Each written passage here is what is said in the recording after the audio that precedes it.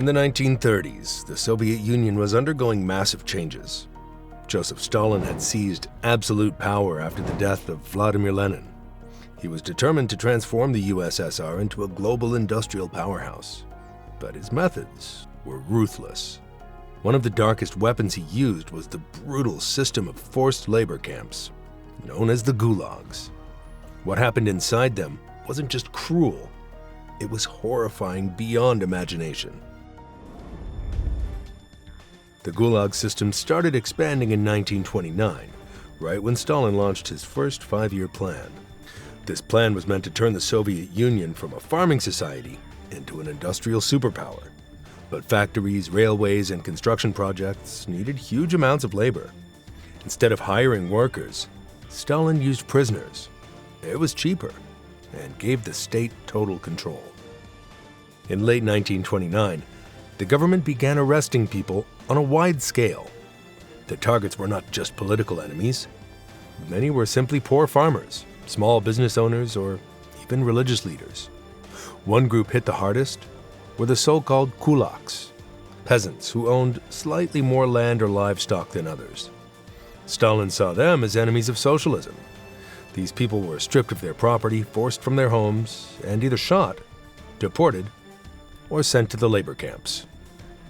By 1930, the Soviet government had built one of its first major camps in the Komi Republic. The camp, Ukhta Pekora, was deep in the forests of northern Russia. The location was chosen not for safety, but for isolation and access to resources. Camps like this were placed far from cities in areas rich with timber, coal, or minerals that prisoners could be forced to harvest. That same year, the Gulag system was officially formed under the main administration of camps. It operated under the NKVD, the secret police. These camps were meant to be self-sufficient. Prisoners had to build the roads, barracks, and even grow their own food. But many starved before the camps were even fully set up. By 1931, the number of prisoners had climbed to over 200,000. Some had been arrested for crimes, but many were locked up simply for resisting the regime. Refusing to hand over grain, hiding livestock, or being late to work could get you arrested.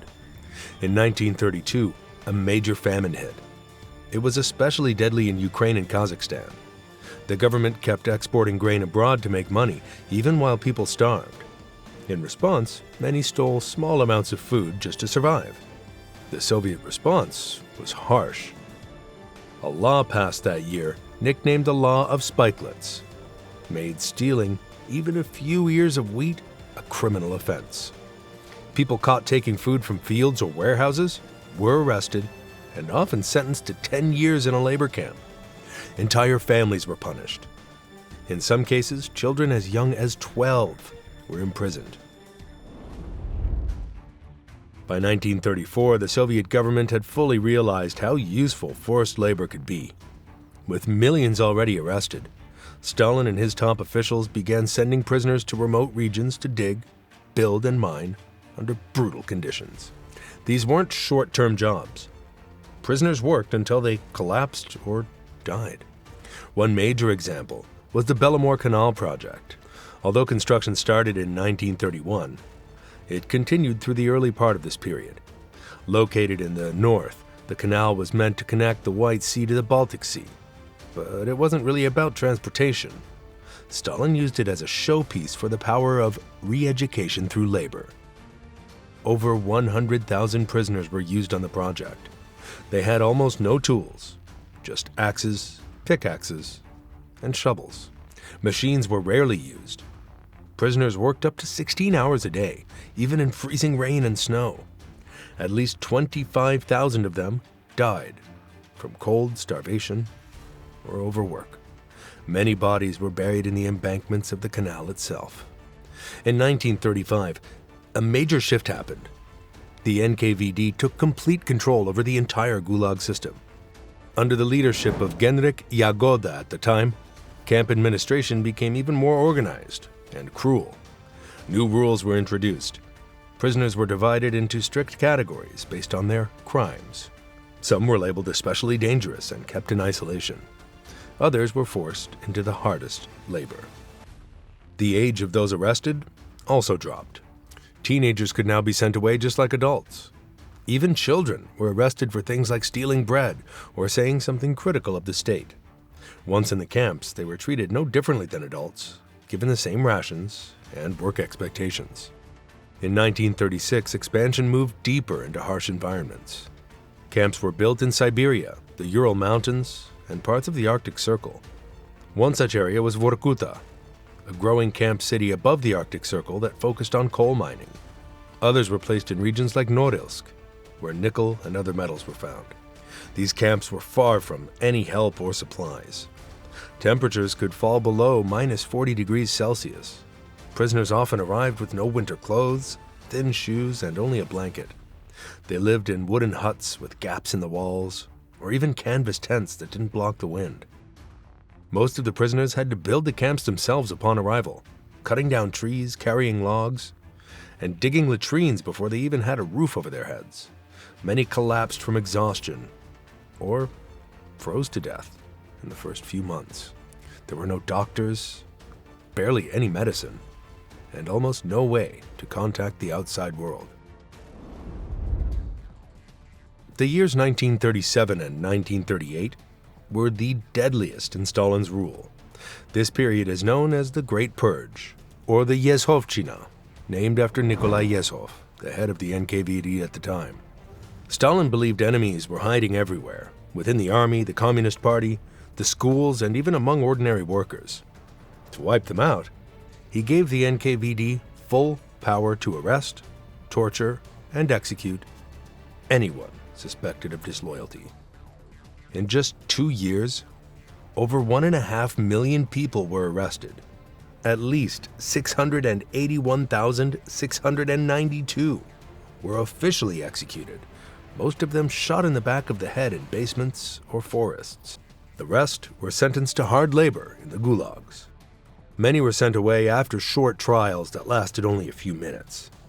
Some didn't get a trial at all.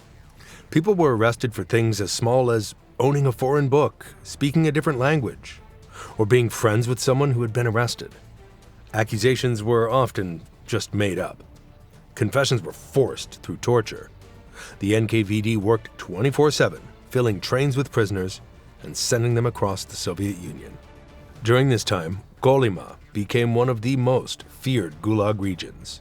It was located in the far northeast near the Arctic Ocean.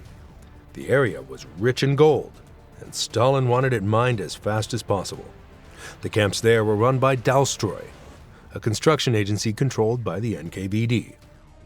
Prisoners arrived at the port of Magadan after long journeys by ship or truck. From there, they were forced to march hundreds of kilometers through snow to reach the work sites. Conditions in Kolyma were beyond inhumane. Temperatures dropped below minus 50 degrees Celsius in the winter. Prisoners wore rags and slept on wooden planks. They were forced to dig through frozen ground. Each day, they were expected to meet high work quotas. If they didn't, their food rations were reduced. Most got no more than 400 to 600 grams of bread per day. Starvation, frostbite, and disease were everywhere. During these 2 years alone, over 100,000 prisoners died in Kolyma. Some froze to death while working. Others collapsed from hunger. Many were buried in unmarked graves in the snow. Guards often ignored the dead and just handed out new work orders. Women also suffered greatly during the purge. The NKVD arrested wives, sisters, and mothers of men accused of crimes. Thousands of women were sent to camps like Vorkuta, Norilsk, and Tomsk. Many of them had done nothing wrong. Some were pregnant when arrested. Others had infants who were taken from them at train stations or left to die in the camps. A special category was created for these women: wives of traitors. No evidence was needed. Just being married to the wrong man could mean 10 years of hard labor. Inside the camps, women faced harsh labor just like the men. They dug coal, chopped trees, and carried heavy loads. Many were also victims of abuse and assault by guards or criminal gangs inside the camps. Very few ever made it out alive or returned to their children. By the start of 1939, the Gulag system had grown into a massive network with close to 2 million people locked away. These camps stretched from the freezing Arctic tundra to the deep forests of Siberia and the deserts of Central Asia. Life inside them was brutal and dehumanizing. Survival depended not only on strength, but also on luck. Prisoners were divided by labor categories. Those who were physically strong were sent to the most demanding jobs, which included coal mining, logging, stone breaking, and railroad construction. Others were sent to dig canals, build factories, or lay power lines through swampy forests.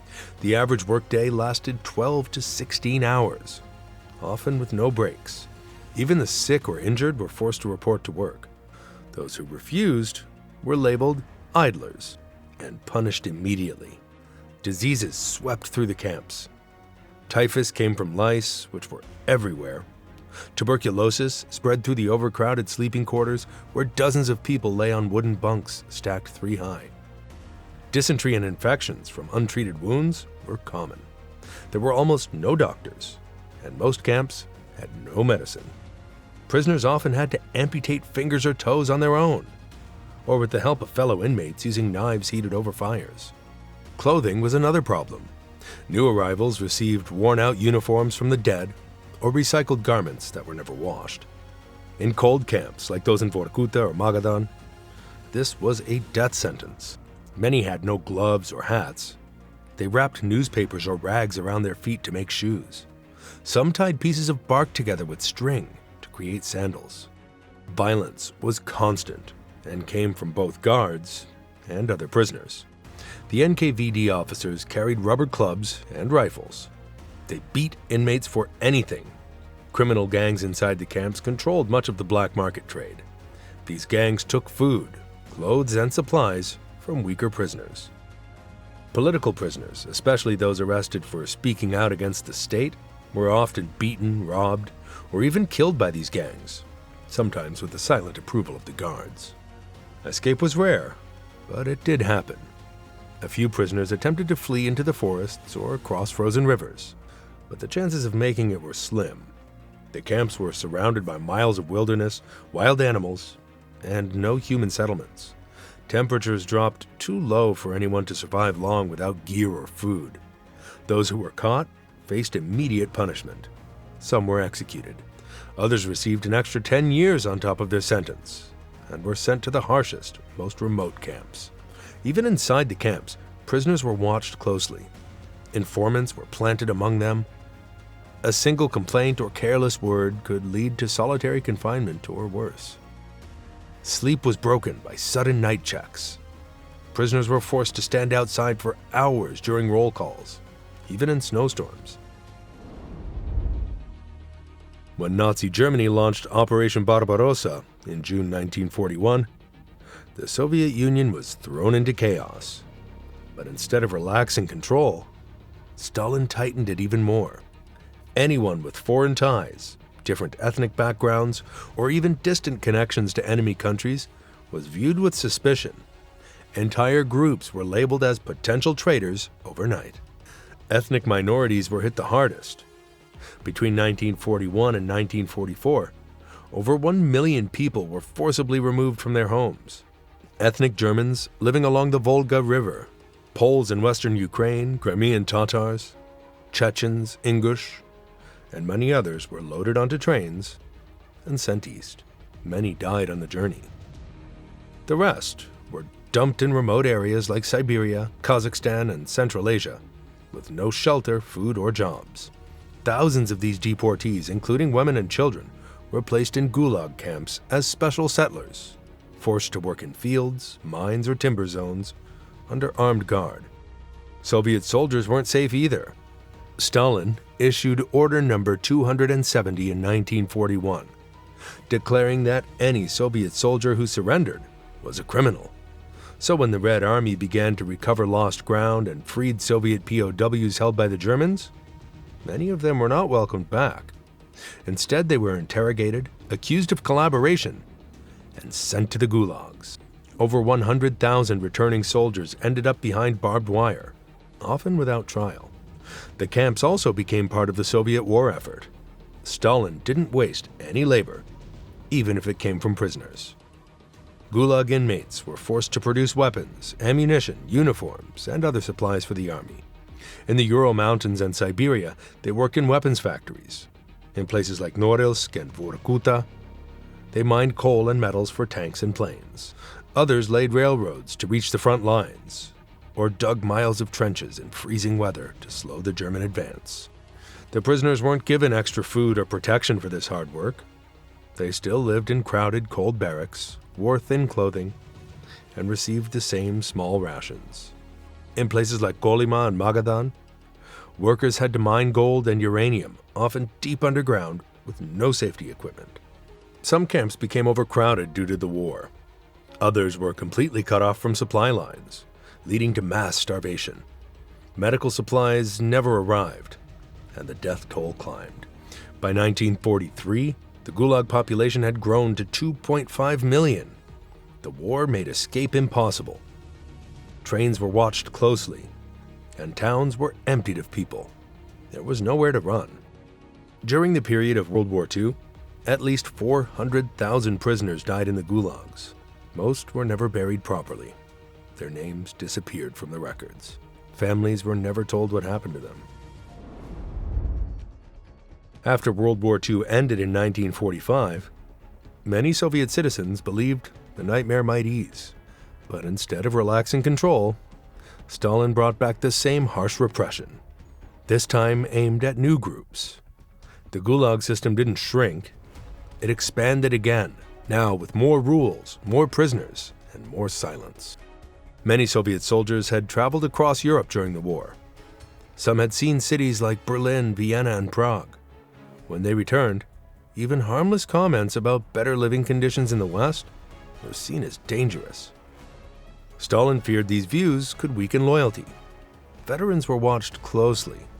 Thousands were arrested on charges like spreading Western propaganda or suspicion of treason. Many were sent to labor camps, even after risking their lives in battle. In 1946, another famine broke out. It was especially bad in parts of Ukraine, Moldova, and central Russia.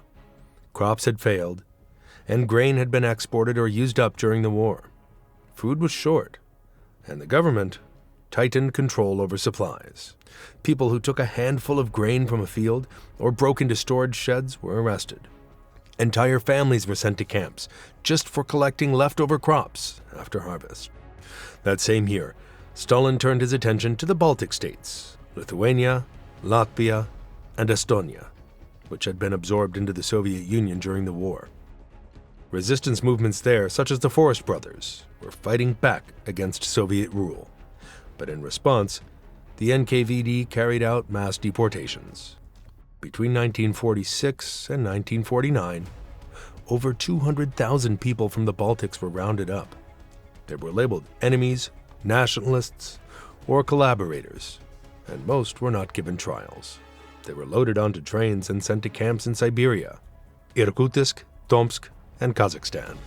Many died on the way or during their first winter. In 1947, Stalin's government passed new laws that made criticism of the Communist Party or Stalin himself a serious offense. Even calling him wrong in a private conversation could lead to a decade in a labor camp. These laws also banned any discussion of wartime suffering, forced deportations, or the famine. People began living in fear again, just like they had during the 1930s. By 1948, the system grew even more cruel. A network of special camps was created, built specifically for political prisoners. Over 30 of these camps were established, many in isolated areas far from cities. Prisoners in these camps had fewer rights and were watched constantly. They were given numbers instead of names, and the letters they wrote were censored or never even delivered. No visitors were allowed. The guards treated them as if they were already dead. In these special camps, punishments were even more extreme. Speaking out or refusing orders could lead to solitary confinement in tiny concrete cells. Some cells were so small that prisoners couldn't sit or lie down. Others were underground, cold and dark. By 1949, Stalin had created an entirely new category of prisoners, which included Soviet citizens who'd lived outside the USSR during World War II. Some had been taken to Germany as forced laborers. Others had fled the front lines or survived in displaced persons camps. Even though many had suffered under Nazi rule, Stalin viewed them with deep suspicion. He believed anyone who had seen life outside the Soviet Union was dangerous. The state labeled them as contaminated by foreign influence. Thousands were accused of being spies or traitors, without evidence. Interrogations often relied on forced confessions or simple guilt by association. Those found guilty were given long sentences, usually 10 to 25 years, and were quickly sent to remote labor camps. Many of these camps were located in the Far East, Siberia, and the Ural Mountains, far from any outside contact. One of the largest was near Magadan, not far from the Kolyma goldfields. This region was already known as one of the deadliest in the Gulag system. The cold was extreme, food was scarce, housing was primitive, and the work was relentless. Foreign nationals were also targeted. During and after the war, the Soviet Red Army captured thousands of civilians from Eastern and Central Europe. These included Poles, Hungarians, Germans, Romanians, and Slovaks. Some were teachers, doctors, engineers, or priests. Others were simply in the wrong place at the wrong time. Most were not soldiers, yet they were taken as prisoners of war or foreign elements and sent to labor camps. One example was the arrest of German civilians from East Prussia and Silesia. After the Red Army took these areas in 1945, many civilians were deported to the Soviet Union. Hundreds were shipped by train to work in the gulags, where they were stripped of any legal rights. The same happened to Hungarian and Romanian citizens, some of whom were arrested during peace negotiations, or simply accused of having ties to former governments. The transport conditions were brutal. Prisoners were packed into unheated train cars for journeys that lasted weeks. Many died from cold, hunger, or illness before even arriving at their destination. There were no medical stops, and dead bodies were often thrown out at night to make space. Those who survived the trip arrived at camps that were already overcrowded. Most did not speak Russian, had no idea where they were, and were completely cut off from the outside world. In 1952, the Gulag system had reached its peak. There were around 2.7 million people locked inside labor camps across the Soviet Union. The network had become huge and deeply embedded in the economy. Gulag prisoners worked in nearly every major industry. Their labor was part of the state's planning, and their suffering was ignored. Though the system had become more organized, this didn't make life any better. It just made punishment more efficient.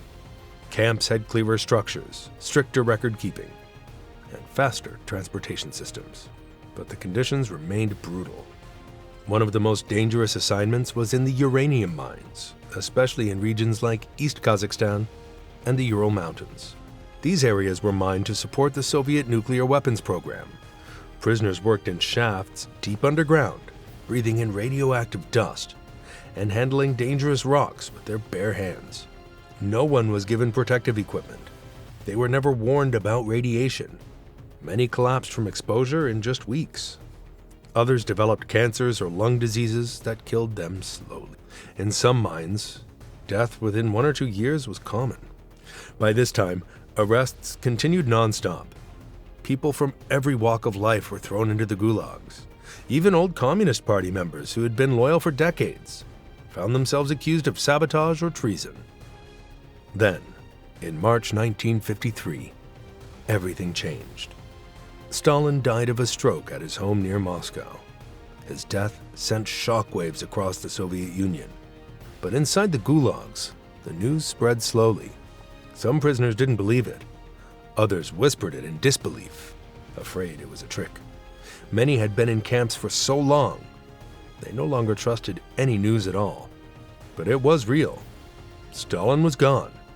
And for those trapped in the Gulag system, his death marked the start of something new. The Soviet leadership changed quickly.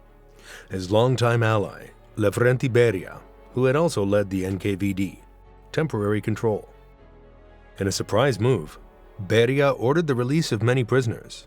He admitted that large numbers of people had been wrongly convicted without proper evidence. Some were political prisoners, others had been arrested for minor offenses. Hundreds of thousands began to walk free. But Beria's time in power was short. By the end of 1953, he was arrested by other Soviet leaders, put on trial, and executed. His fall ended one chapter, but started another. In 1956, Nikita Khrushchev, the new Soviet leader, gave a secret speech at a Communist Party meeting. In it, he openly blamed Stalin for the Great Purge, the mass executions, and the suffering inside the gulags. This speech marked the start of what became known as the Khrushchev Thaw, a period when censorship loosened slightly, and some truth about Stalin's crimes was finally admitted. As a result, a massive release of prisoners took place. Between 1953 and 1956, over 500,000 people were freed from labor camps. Many returned home after spending 10, 15, or even 20 years behind barbed wire. But freedom didn't mean healing. Most former prisoners received no help when they got out. They were not given homes, jobs, or support. They had lost everything. Some had no place to go. Others were sent to remote towns and told not to speak about what happened to them. Many died quietly, just a few years after release. And even though the gulags began to close, the damage was already done. The scars remained deep.